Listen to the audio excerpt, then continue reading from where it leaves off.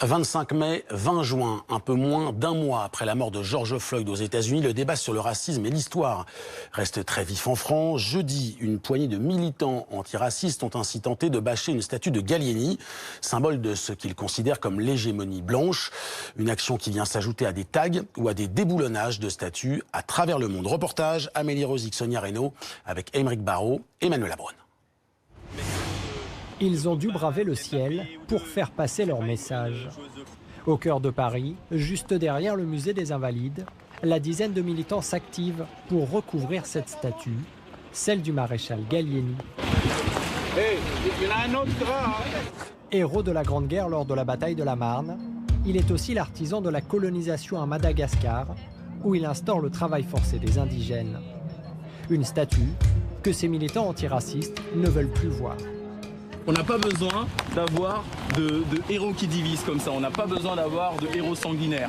Donc on a besoin des gens qui rassemblent, on a des médecins, on a des Olympe de Gouges, on a des Pierre et Marie Curie, on a des Frantz Fanon, on a des Aimé Césaire, on a beaucoup de monde.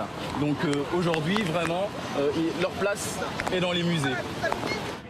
Mais l'action sera de courte durée. Oh, on arrête et on descend. On descend, Jordan. On descend de la statue.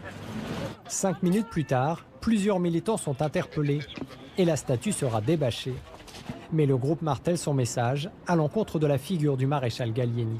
Les livres scolaires le présentent comme un bâtisseur. Il y a des statues nombreuses qu'il représente dans notre espace public, des rues, des places, des écoles qui portent son nom. Ces rues et ces monuments concrétisent la valorisation d'une certaine histoire et l'occultation d'une autre. Elles et ils expriment une domination symbolique qui est ressentie comme une insulte et une violence par tous les Français issus de l'immigration. S'attaquer aux statues pour réécrire l'histoire, ou en tout cas en effacer une partie, ce passé colonial de la France qui ne passe pas pour certains. Un mouvement qui prend de l'ampleur. En début de semaine, c'est un monument de l'histoire de France qui est visé, le général de Gaulle.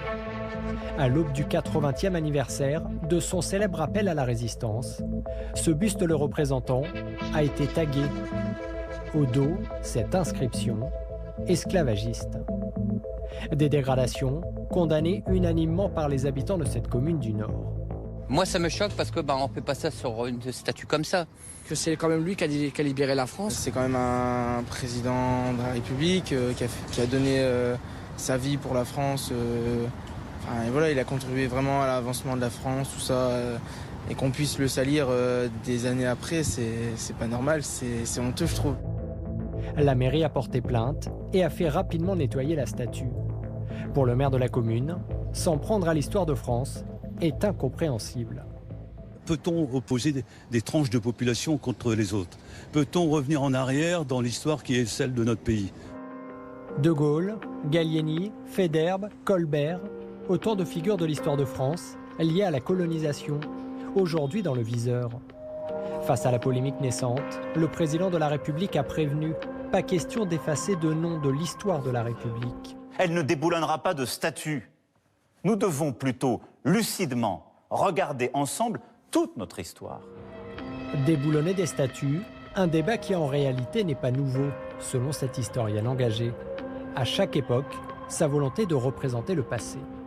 Pendant la Révolution, des statues ont été détruites. Pendant la Troisième République, certaines statues de l'Empire de napoléonien ont été enlevées carrément, disparues, remplacées par d'autres. Il n'y a plus du tout de statue du maréchal Pétain en France, par exemple. Il y a des statues qui disparaissent. Et il y a d'autres statues qui sont là. Et la France n'est pas la seule concernée. Venu des États-Unis, après la mort de George Floyd, le mouvement antiraciste Black Lives Matter se répand partout dans le monde.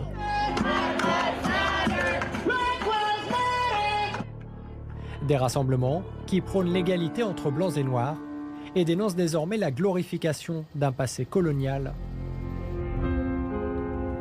Image symbolique, en Grande-Bretagne, cette statue d'un ancien parlementaire ayant participé à l'esclavagisme au XVIIIe siècle, a fini au fond du port de Bristol. Repêchée, la statue d'Edward Colston va être restaurée. Par volonté d'apaisement, elle sera ensuite présentée dans un musée de la ville, accompagnée d'une notice explicative sur l'histoire britannique de la colonisation.